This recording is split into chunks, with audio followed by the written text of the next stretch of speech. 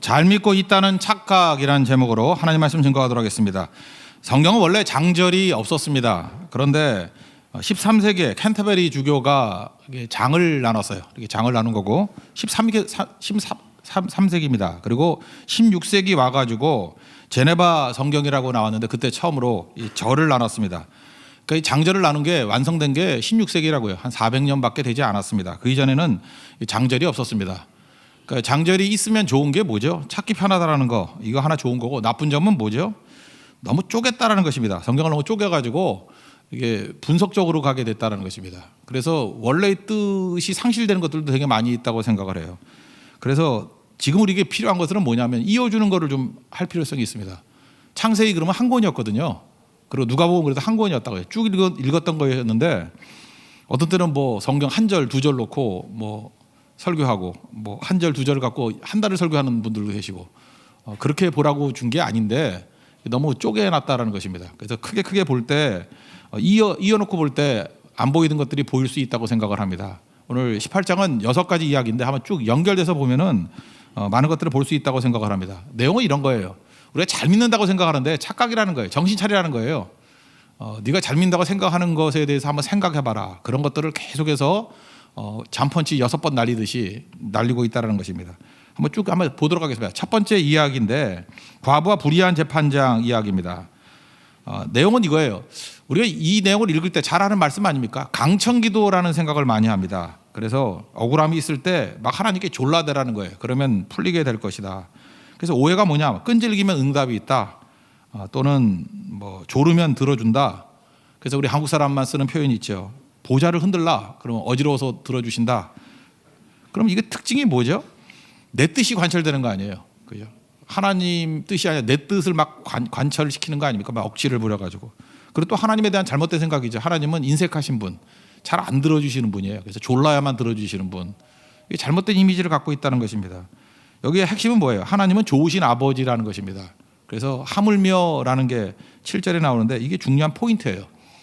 불의한 재판장 같이 나쁜 놈도 이게 들어줄 때가 있지 않냐. 하물며 좋은 아버지인 하나님이 안 들어주시겠니? 이런 거죠. 그러니까 여기서 메시지는 2가지입니다. 첫째는 세상은 억울하다는 것입니다. 불의한 재판장 한두 번 경험하는 게 아니잖아요. 세상 사는 게 억울하다는 거예요. 억울하다고 포기하지 말고 계란으로 바위치기라 할지라도 계속해서 시도해라. 이게 첫 번째 메시지고, 두 번째 기도를 멈추지 말라는 거죠.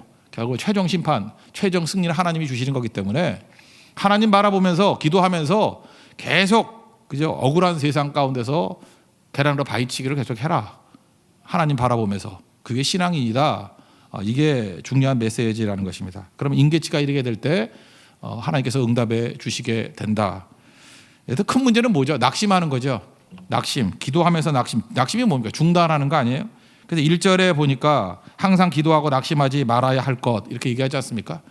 그러니까 낙심은 중단시키는 겁니다. 그러니까 계란으로 바위치기를 중단하지 말고 계속해라. 기도하는 것을 중단하지 말고 계속해라. 그게 주님의 메시지라는 것입니다. 그리고 8절에 보니까 뒤에 인자가 올 때 세상에서 믿음을 보게 되냐. 똑같은 얘기죠. 믿음이 뭐예요?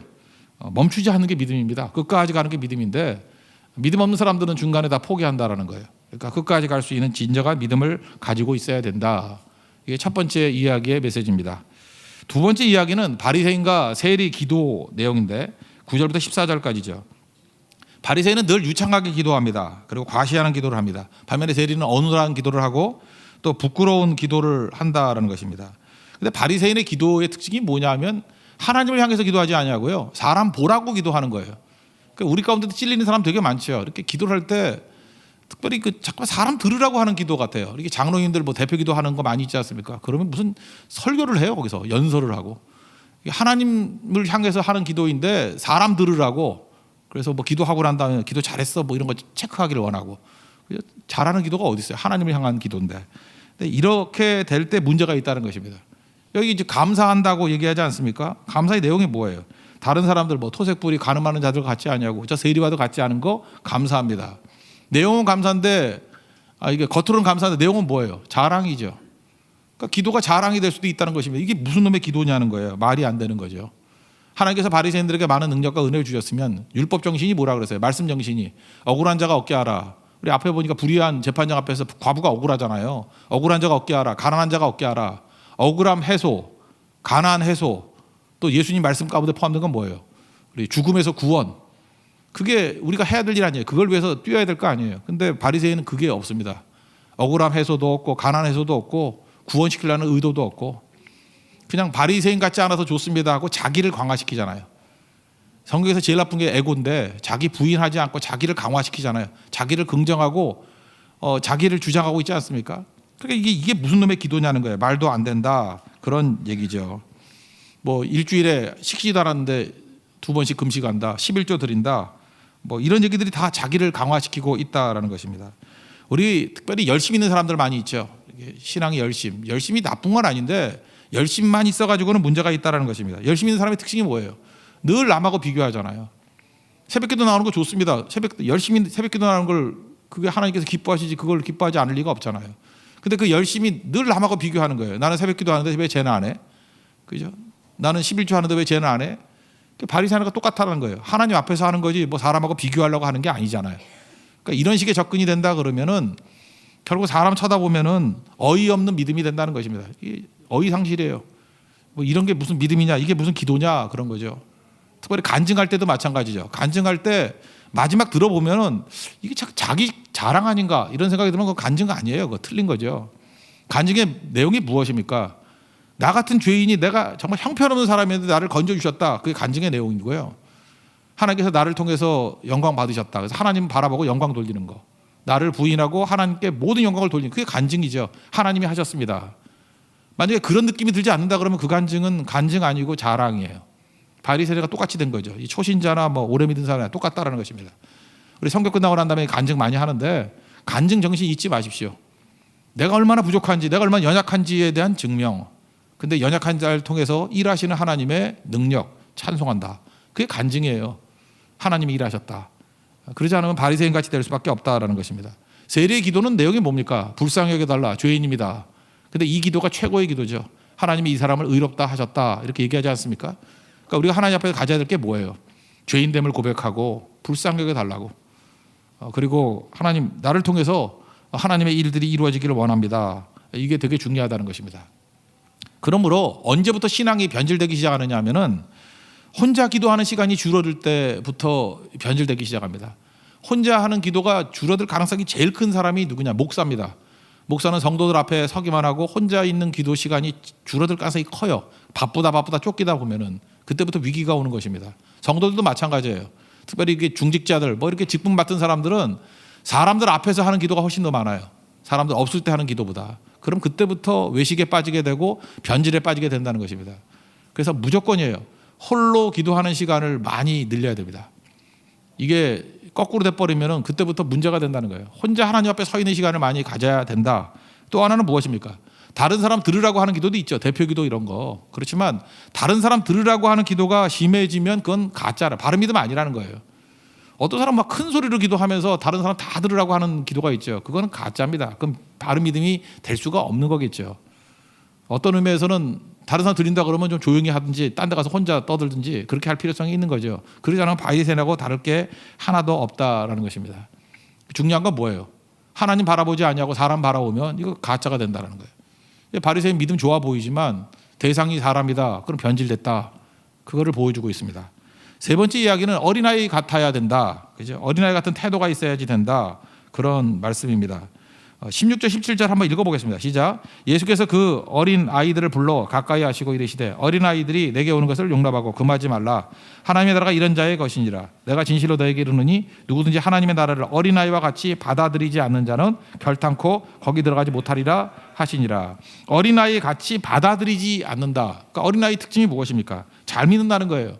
그리고 의심하지 않는다는 것입니다. 그러니까 그런 믿음 가져야 된다라는 거예요.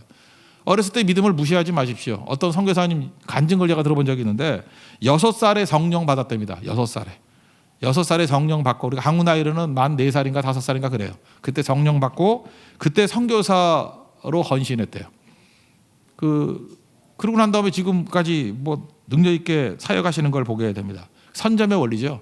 어렸을 때부터 하나님 말씀이 그에게 들어가서 말씀과 묶이게 되면은 하나님 바라보는 인생이 돼서 평생 하나님 앞에서 쓰임받는 인생이 될 수 있다라는 것입니다. 부모들 중요한 게 아이들에게 믿음 심기지 않고 딴 거부터 뭐 공부부터 시킨다 그러면 애들 다 무너지는 거예요. 이게 지옥의 백성 만드는 거죠. 자녀 잘 되길 원하지 않습니까? 부모 때문에 망치는 경우가 얼마나 많은지 몰라요. 예를 들어서 예배는 안 보내도 학원은 꼭 보내죠. 그럼 아이들의 마음 가운데 뭐가 심겨지겠어요? 우리 엄마 엉터리 그거예요. 그죠? 우리 아버지 엉터리 장로, 엉터리 집사 이제 그런다는 거예요. 아이들 못 속여요. 저도 어렸을 때 다 알았어요. 여기도 부모님 계시는데 내가 다 알고 있었어요. 우리 아버지가 진짜인지 가짜인지 어머니가 진짜인지 가짜인지 매 순간마다 판단이 되죠.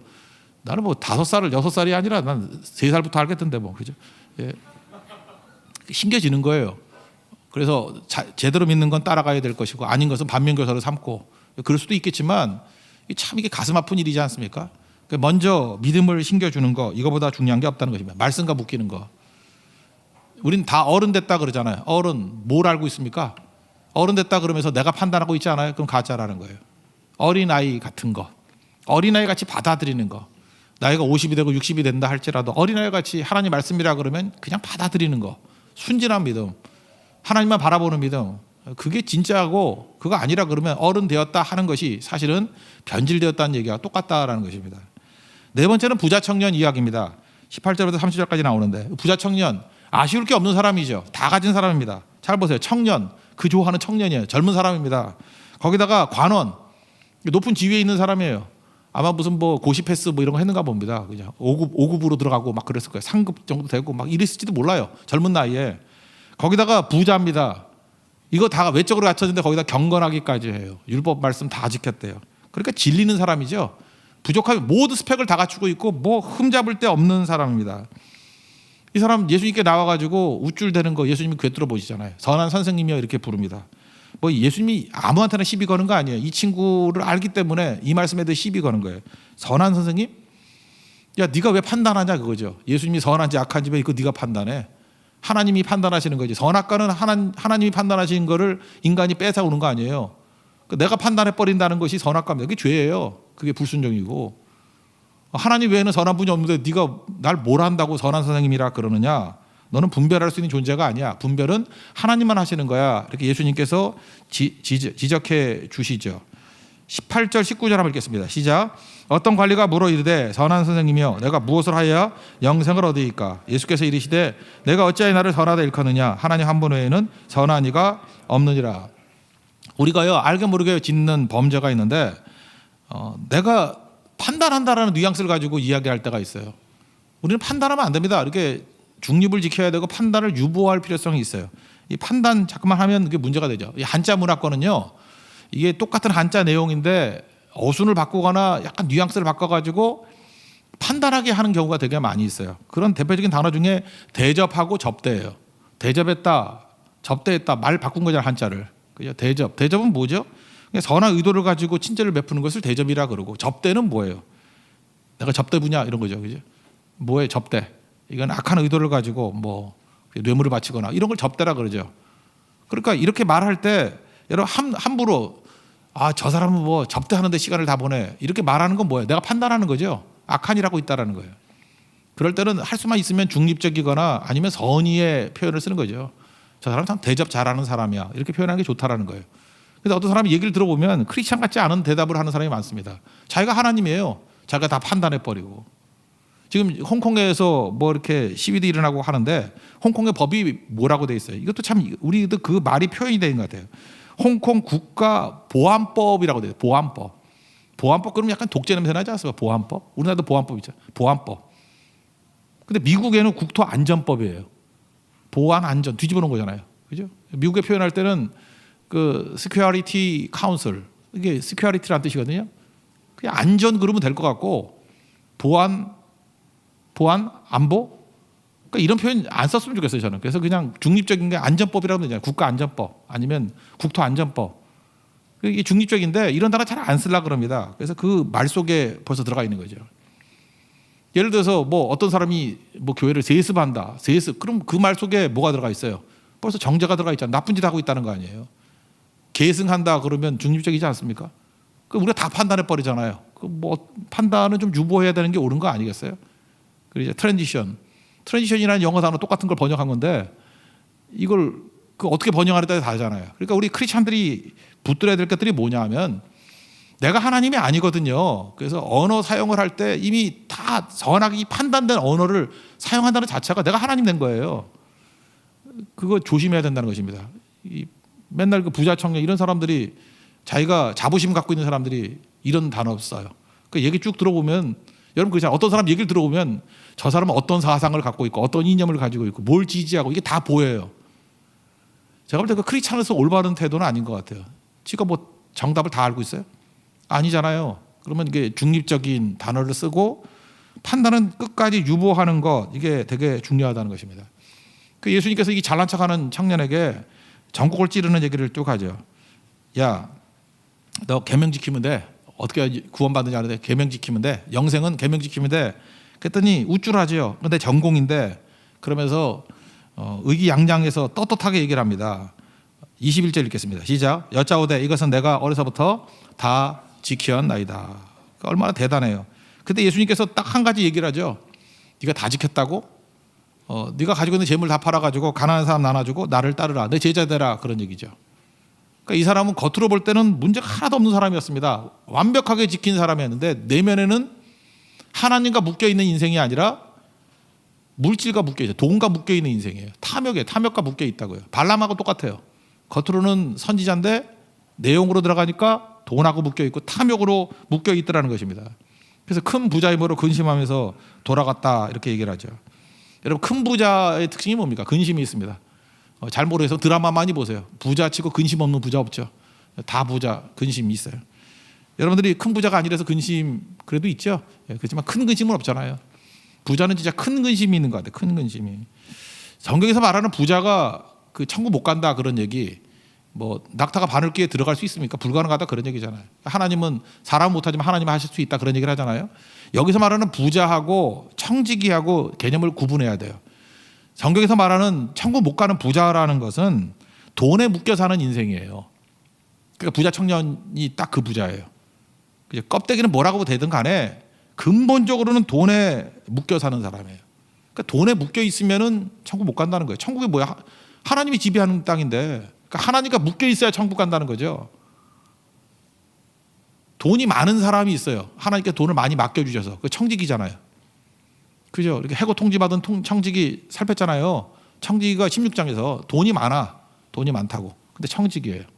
내 돈은 아니고 주님의 돈이잖아요. 그런데 그 사람은 절대 돈에 묶여 있지 않아요. 하나님께 묶여 있어요. 그러면은 천국 가겠죠.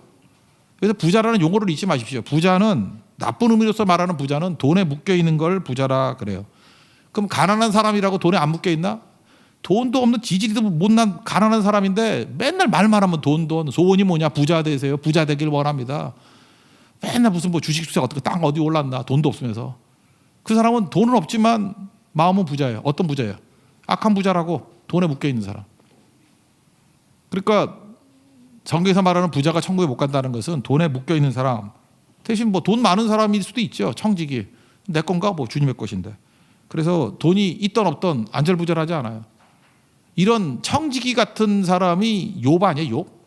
욥기 1장 21절 같은 데 보니까 재산 다 가져갔어요. 그랬더니 주신 이도 여호와시요 가져가신 이도 여호와시니 여호와를 찬송할지로다. 안절부절하지 않죠.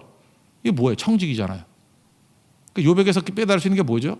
이거는 돈에 묶인 부자는 아니구나. 느끼잖아요. 그겁니다. 그래서 돈이 많고 적고의 문제가 아니라는 거예요. 어디에 묶여 있느냐. 그러니까 결국은 이 부자 청년은 돈에 묶인 사람이었다. 하나님께 묶이지 않았다. 그래서 겉으로 볼 때 잘 믿어 보이지만 정말 어이없는 믿음이다. 그걸 말해주고 있습니다. 다섯 번째 예수님께서 사명 얘기를 하고 있는데 이런 혼돈 가운데 예수님의 사명이 뭡니까? 십자가 지는 거 아니에요? 십자가 지는 사명을 향해서 직선을 향해서 나아간다. 사명이면 흔들리지 않는다 그런 얘기예요. 그러니까 사명이 있는 인생은 추구하는 인생이에요. 그래서 A.W. 토저가 쓴 책 중 있죠. Pursuit of God. 하나님을 추구함. 그게 Pursuit. 이 사명인 사람은 Pursuit. 추구함이 있어요. 추구함. 그래서 흔들리지 않습니다. 뭐 잠시 뭐 이렇게 시험이 있고 어려움이 있다 할지라도 금방 정신 차리고 추구함을 향해서 나아가잖아요. 그게 사명자의 특징이라는 것입니다. 32절 33절을 읽겠습니다. 시작. 인자가 이방인들에게 넘겨져 희롱을 당하고 능욕을 당하고 침뱉음을 당하겠으며 그들은 채찍질하고 그를 죽일 것이나 그는 3일 만에 살아나리라. 여러분 옛날에 그 나왔던 영화 그 원작이 그 타이탄이라는 소설인데 타이타닉 보셨죠? 타이타닉 그 원작을 쓴 사람이 로버트 발라드라는 사람인데 이 로버트 발라드라는 사람이 이런 얘기예요. 옛날에 그 잠수정 타고 그 잠수는 오래 못 하는 거 아시죠?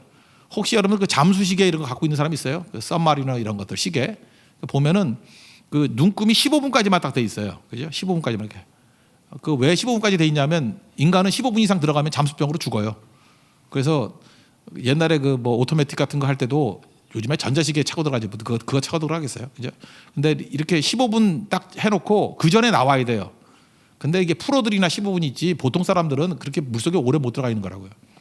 이 사람도 로버트 발라드도 이렇게 타이타닉 들어갈 때 잠수정 타고 들어갔어요. 근데 압력이 너무 심하기 때문에 한 2, 3분 정도 보고 왔대요. 이 사람이 이런 얘기를 해요. 내가 타이타닉을 보고서 딱 2분이었다. 그런데 나는 13년 동안 타이타닉을 추적했다 이런 얘기를 해요. 추구했다. 퍼슈트 오브 타이타닉 그죠? 추구했다. 사람 만나고 인터뷰하고 자료 보고 13년을 그렇게 추구하고 난 다음에 타이타닉이라는 소설이 나온 거예요. 그 원작이 나온 거라고요. 그게 인생이죠. 예수님도 마찬가지. 예수님 뭐예요? 십자가라는 것을 목표를 하나 붙들고 그걸 향해서 공생의 전체를 매진해 나가시잖아요. 사도 바울도 마찬가지죠. 그 표대 하나를 붙들고 나아가잖아요. 종교개혁자 마틴 루터도 오직 의인은 믿음으로 말미암아 살리라 한 구절 붙들고 평생을 추구하는 인생 아니에요? 그죠? 퍼슈트하는 인생이라고. 그러니까 우리 인생이 뭡니까? 추구가 없는 인생은 황폐하고 무기력한 인생이 될 수밖에 없어요. 그러니까 추구가 없는 인생은 어떤 거죠? 매번 반응마다 내 감정 가지고 느낌 가지고 대응하는 거예요. 그러니까 맨날 업됐다 다운됐다 업됐다 다운됐다. 그러니까 그 사람의 하나님은 뭐예요? 내 감정이에요. 기분 좋으면은 교회 나오고 기분 우울하면 안 나오고 그죠? 뭐 잠수 한 1년 탔다가 또 1년 나오다가 요즘에 또 이 코로나 바이러스 때문에 이상한 사람 많이 나오대. 2주에 한 번씩만 나오겠대 교회를. 나 진짜 별 사람 다 있어. 그래서 이건 도대체 뭔가 이건 새로운 이단이 나왔나? 2주에 한 번씩. 그러니까 자기는 매주 나오는 게 너무 힘들대. 한번 2주에 한 번씩 나와 보겠대. 근데 지난주에 안 보니까 금주 나와야 되는데 한번 체크해 볼 때 안 나올 것 같아요. 그죠? 그게 무슨 놈의 신앙이에요. 그죠? 이렇게 되는 거예요. 추구가 없으니까 내 기분이 주인이에요. 이 가짜죠. 그러니까 여러분들 꼭 심어둘 게 뭐냐면 내 삶의 사명이 무엇인가? 하나님 말씀 듣고 그죠? 말씀이 묶이는 거. 그리고 이 땅에서 할 일은 뭐예요? 구약 정신에 의하면 억울함 해소, 가난 해소, 그리고 뭐예요? 죽어가는 사람들 건져내는 구원, 선교라는 거죠. 그게 우리의 삶이 아니에요. 예수님 그런 인생 사셨다는 것입니다. 예수님 이야기. 마지막 6번째는 맹인 거지 바디메오 이야기입니다. 보지 못하는 맹인. 근데 그 앞부분에 이 성경 말고요. 이제 마태복음이나 마가복음에 보면은 앞에 살짝 낀 게 있는데 세베대의 두 아들 야고보와 요한의 어머니가 와가지고 예수님 왕 되시면 한 놈은 우의정 한 명은 좌의정 좌우 세워달라 이런 얘기가 나온다고요.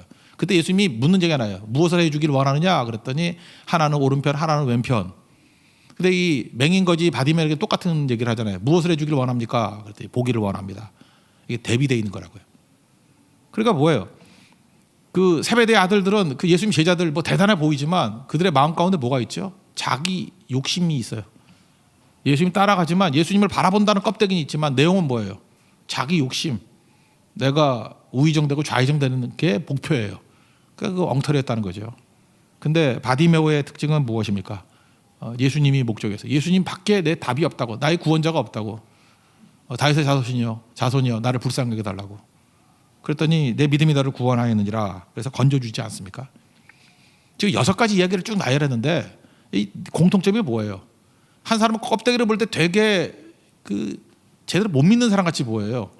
그리고 의루자 같이 보여요. 그렇지만 그 중심에는 하나님을 향한 마음이 있고 사람 의시하지 않아요. 그리고 불쌍히 여겨주세요. 내 억울함을 해소시켜 주세요. 내 가난함을 해소시켜 주세요. 나의 죽음에서 나를 건져주세요. 나의 못 보는 것에서 나를 건져주세요. 라고 하는 구원 호소가 있어요. 누구죠? 과부. 누구죠? 쇠리. 누구죠? 어린아이. 누구예요? 맹인 거지. 이게 진짜 믿음이라는 거예요. 이게 의롭다함을 받고 갔다라는 거예요. 이 믿음 가져야 된다는 거예요. 반면에 껍데기를 볼 때는 되게 잘 믿어 보여요. 그리고 성공적인 인생을 사는 것 같이 보이고 축복받은 사람 같이 보인다고 우리 믿는 사람 얘기해요. 그죠? 하나도 문제가 없어 보여요.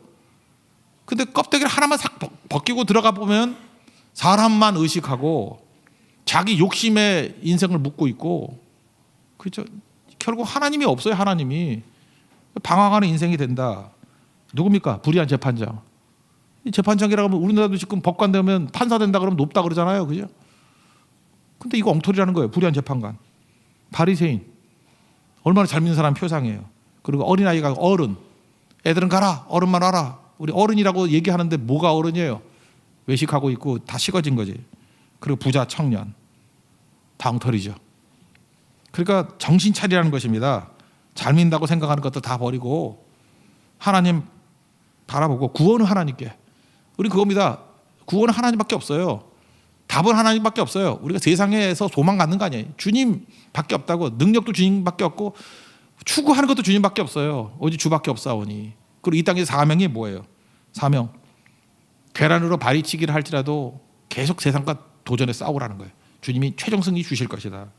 또 뭐예요? 주님 바라보고 진짜 기도하라는 거예요. 진짜 기도. 나를 불쌍히 여겨서 죄인입니다. 자랑질하지 말고. 바리새인은 그거 감사도 아니고 기도도 아니라는 것입니다. 그리고 또 뭐예요? 어린아이같이 순진하게 철저히 주님만 믿는, 잘 믿는 사람들이라는 거예요. 잘 믿는, 잘 의지하는 사람들이라는 거예요. 내 인생은 내 것 그러면서 어린인 척하지 말고. 그리고 부자 청년 보세요. 껍데기로는 다 갖춘 거 있지만 돈에 묶여가지고 돈에 묶인 인생 아니에요? 끌려가는 인생 아니에요? 그게 아니죠. 결국은 제일 불쌍한 인생입니다. 그죠? 버리지 못하니까 자유롭지 못해요. 주님 따라가는 인생이 되라. 예수님 같이 사명이 있어야 추구하는 인생이 돼요. 퍼슈트 오브 갓. 그리고 바디메오, 아무것도 아닌 인생같이 보이지만 예수님께 부르짖었을 때 눈도 떴을 뿐만 아니라 그 다음에 구원도 받잖아요. 3년째를 구원받잖아요. 하나를 제대로 풀면은 나머지 인생이 다 풀리게 된다는 것입니다. 오늘 예배드리는 성도들, 이거 6가지 다 기억하라는 얘기 아니에요. 느낌만 오면 돼요.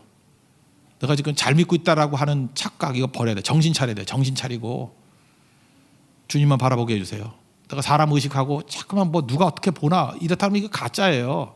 그리고 형식에 너무 내 믿음을 의지하지 마십시오. 형식만 갖췄다고 다 되는 거 아니라고요. 본질에 있어서 주님의 뜻을 따르고 있느냐, 사명을 따르고 있느냐, 선교하고 있느냐, 예배 기도하고 있느냐, 그게 되게 중요한 거죠. 그리고 억울함을 해소하고 가난을 해소하고 있느냐, 구원을 위해서 뛰고 있느냐, 이게 살아있는 믿음의 특징이라는 것입니다. 그러면 싱싱하게 될 것이고 아니면 무너지게 될 것입니다. 우리 모든 성도가 내 삶이 전체가 다 주님의 것이라는 것을 인정하고 싱싱한 믿음 가지고 나아가는 주의 종 되기를 축원합니다. 자리에 서나가겠습니다. 내 삶은 주의 것 찬양하겠습니다.